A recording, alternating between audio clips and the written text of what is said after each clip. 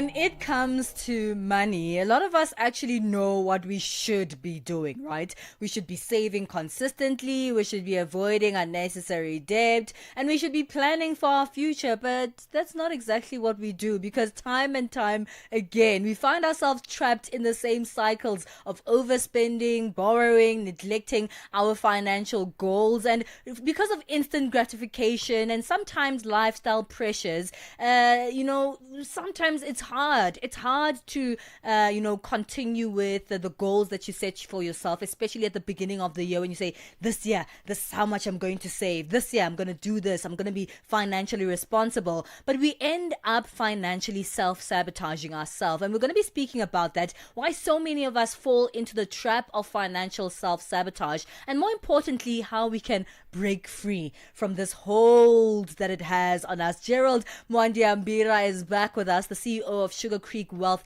helping us get rid of that self-sabotage. But you can also find out on our On The Move poll at Channel Africa 1. We want to find out from you, what's the main cause for financial self-sabotage for most people? Is it impulse spending? Is it keeping up appearances, poor planning, or emotional coping? Gerald, it's always a pleasure to have you. Good morning. Good morning, and good morning to all your listeners. Hey man, we do know, or most of us do know, and we get so much advice, which is good advice. I know you've been here on our show a few times giving us financial advice, but so most of us as adults know exactly what we have to do if we want to live better, if we want to have savings, if we want to be able to have some money left over for our pension and all these other financial goals that we have. But we have the information. Why aren't we implementing? Look, I think, being educated or being financially literate is just one part of the equation. Most of us have not got the experience in terms of having gained benefit from some of these things that we're supposed to do. Therefore, the motivation is somewhat limited. As much as it's important to save for a pension, and unless you've actually seen someone who's lived off their pension and successfully done so, you might not be motivated to do the same. Same thing with investing and saving. People always say there's always tomorrow, and that's probably the greatest enemy to our financial planning, that we believe we have more time than all right, Gerald, I'm going to stop you there. We're having some trouble with your line. We really need this advice, especially today, because, that self-sabotage, it has a huge hold on us. So we're going to take a short break and then try and reestablish your line so we can hear you clearly and be able to have this conversation. In the meantime, go to our On The Move poll on our X handle at Channel Africa 1. What is it that main cause for financial self-sabotage for most people? And when I say most people, I mean you. Is it impulse spending? Is it keeping up appearances? Is it poor planning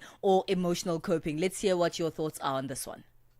Zilipendwa na Abedi Jean de la Croix. Wewe ni mjasiriamali, unajihusisha na biashara ya kuuza dawa. Jaribu kutuambia kwanza, kwa nini ulianzisha biashara hiyo? Tutasema kwamba maisha ya kila siku ni kwamba mtu anapashwa kuwa na maisha ya kuweza kujitegemea. Usitegemee kuajiriwa, lakini utegemee kujiajiri, na baadaye utaweza ukaajiri wengine. Na hiyo ilinipa msukumo mkubwa kwa kuweza kujiajiri na kampuni hii kwa ajili ya kuweza kuwasaidia wale ambao wanahangaika zaidi. Unauza aina gani ya dawa? Unasema ni dawa, lakini kwetu sisi tunaita kama vile ni pipi, ambayo ni virutubisho ambavyo vinakwenda kusaidia kwa wale ambao wanatatizwa na aina tofauti ya magonjwa. Virutubisho hivyo sasa vinatibu magonjwa gani? Virutubisho hivi vinatunza magonjwa kama vile ya kisukari, shinikizo la damu.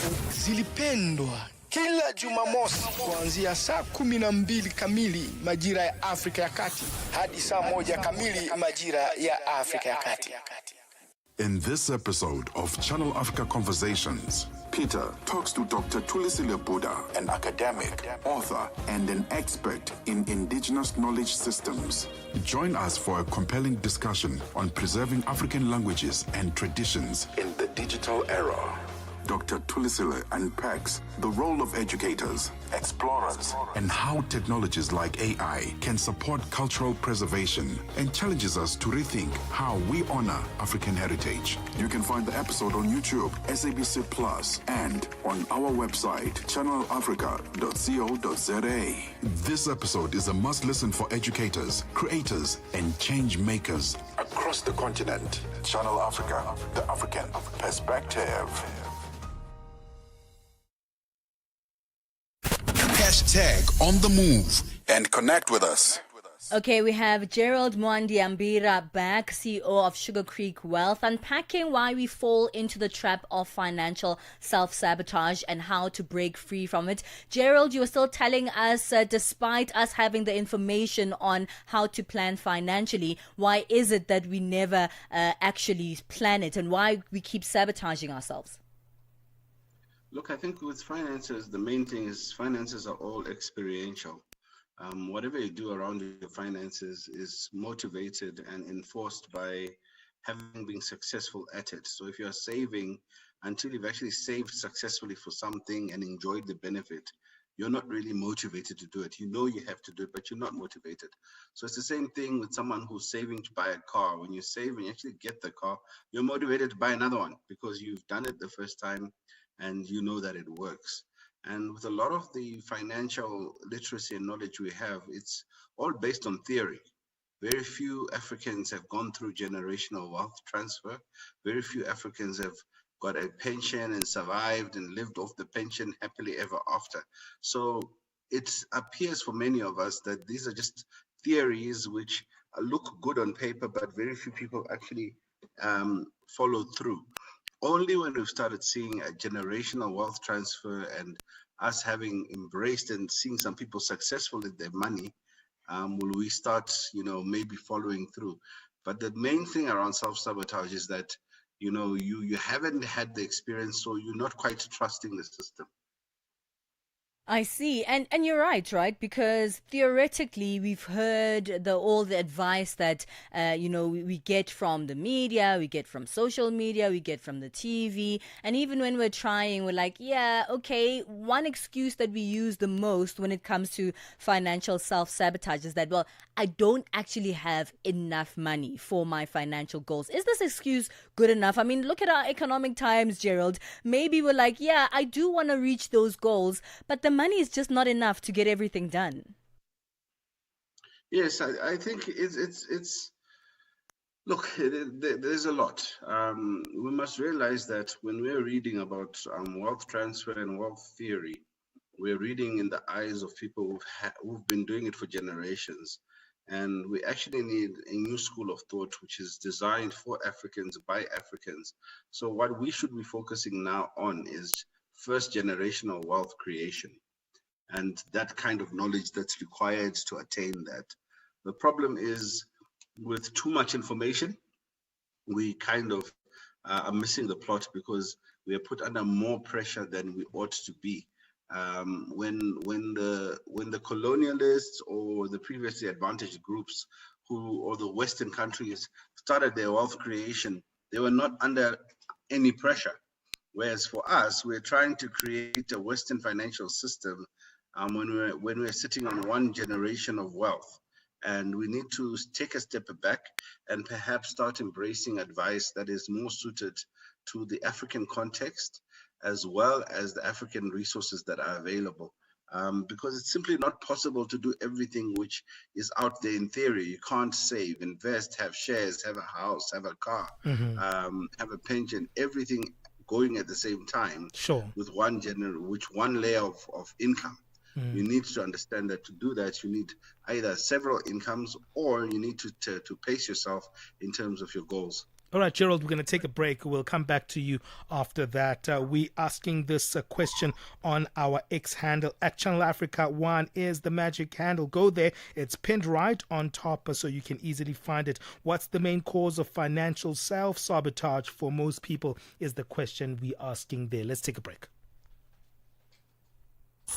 Africa in business on Channel Africa. The United States was very vocal at the beginning of South Africa's G20 presidency, and this is largely due to strained relations with South Africa at the time, that they were not really keen on participating. Where do they stand right now? The U.S. is planning to take over the presidency of the G20 next year, and our understanding from then is that they intend to continue to do so, and therefore it is quite difficult then to be in a situation where you are not attending deputies' meetings or discussions during our presidency and then to take over the presidency next year. From a finance track perspective, there has been engagement. We've been working on a communique last week and this week here in Zimbabwe. What's important about that is that it's a consensus document. And so all the members in the room have to agree to the language that is used there. And our US colleagues have been part of those discussions and negotiations. Bringing the African markets into your home. Channel Africa, the African perspective. Start your day right with Channel Africa Breakfast. That smells delicious. Live, 5 days a week. Our friend on the show, Gerald Mwandiambira, joins us on the line, CEO of Sugar Creek Wealth. We're speaking about what are the traps that are causing you to self-sabotage when it comes to saving. And it's a big one, right, Gerald? Let's start with that particular element. I mean, what do you think is the biggest trap that stops people from saving?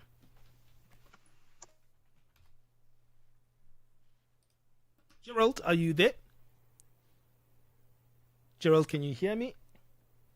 Okay, I think we lost Gerald there on the line. Pali, what's your biggest trap? Is it you always searching online and kind of like, you know what? Actually, I need not. another pair of shoes, another pair of glasses. Actually not, right? Because I look at things online all the time, but I never really buy unless I have to. Yeah. For me, maybe would be emotional coping.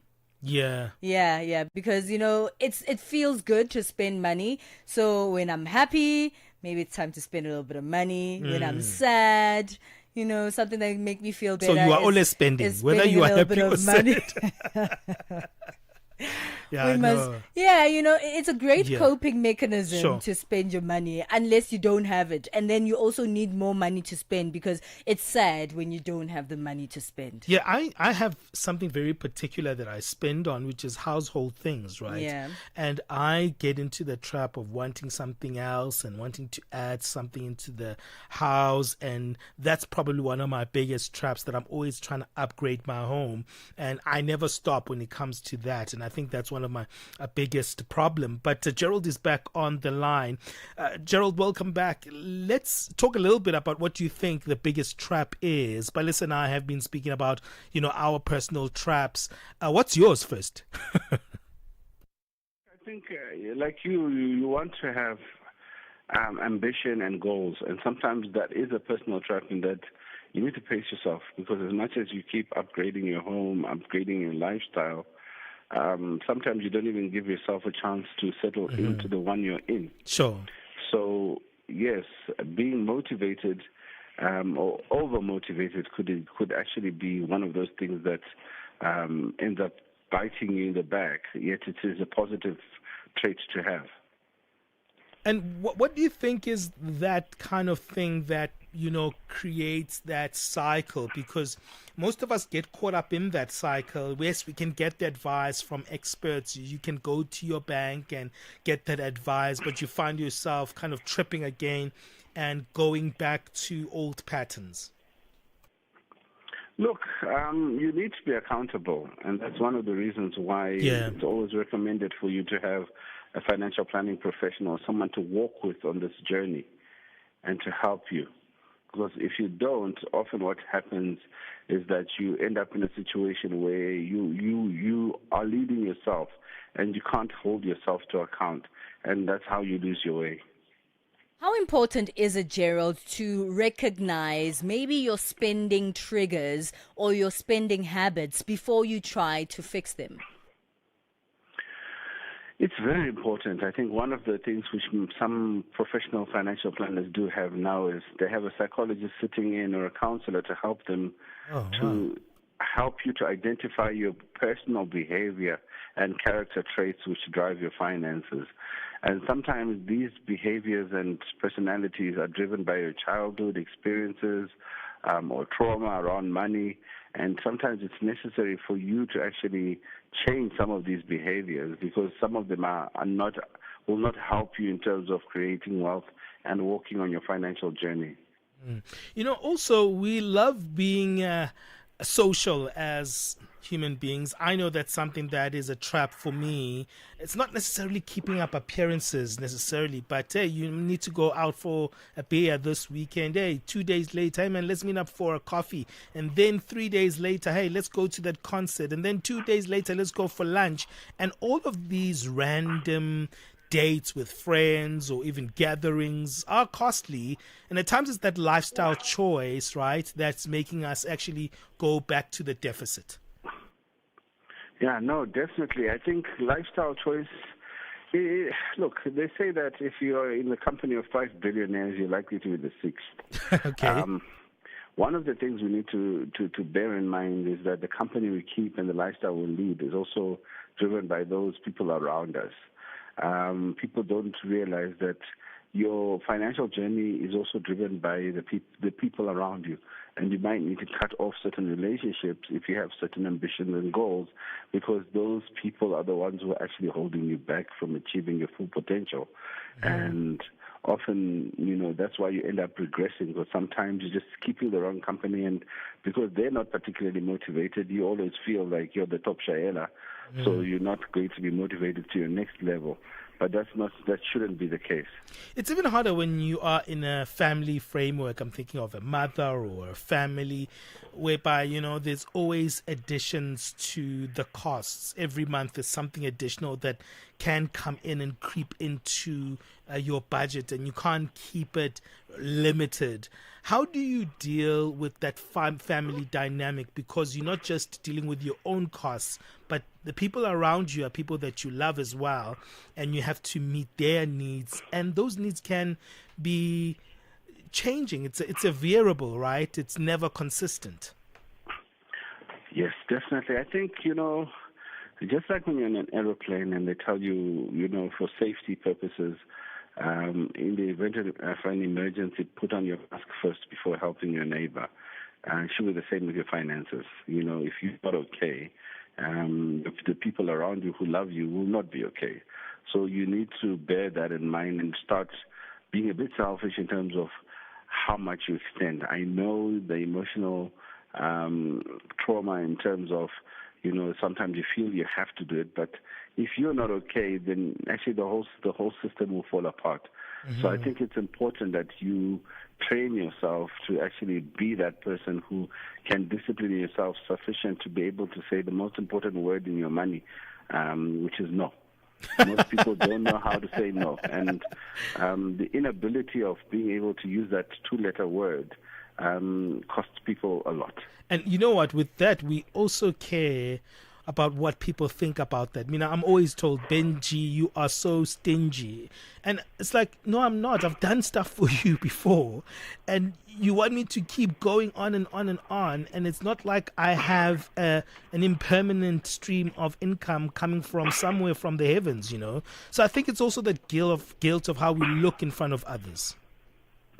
Yes, I think, it's that self-awareness, and it's that whole money psychology and personality where we're saying what drives you. Do you really care what they say and what they think? And most people do.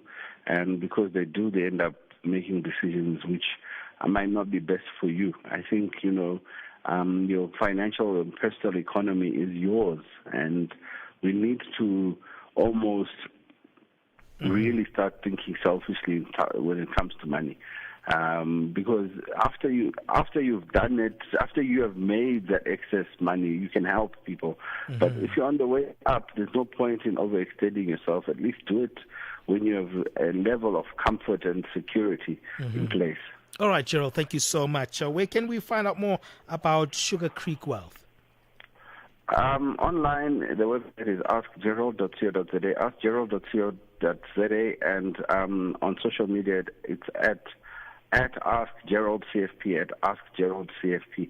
The website is down, but it will be up in the next day or two, just making some changes. All right, thank you so much, Gerald. You always give us sober advice on money matters. Thank you for joining us once again. That was Gerald Mwandiambira, CEO of Sugar Creek Wealth. Well, let's keep things going. What's your take on that conversation? Go to our X handle and give us your thought. We have our On The Move poll there that's looking at some of the triggers that you have, some of the things that happen to you where you're like, you know what, I'm going to go spending. Go to our X handle and give us your thoughts on how do you get caught up in the trap of spending instead of saving. Right now, let's get things moving. Musibudi Makura is going to wrap up the morning sports. Sports on Channel Africa. The African perspective.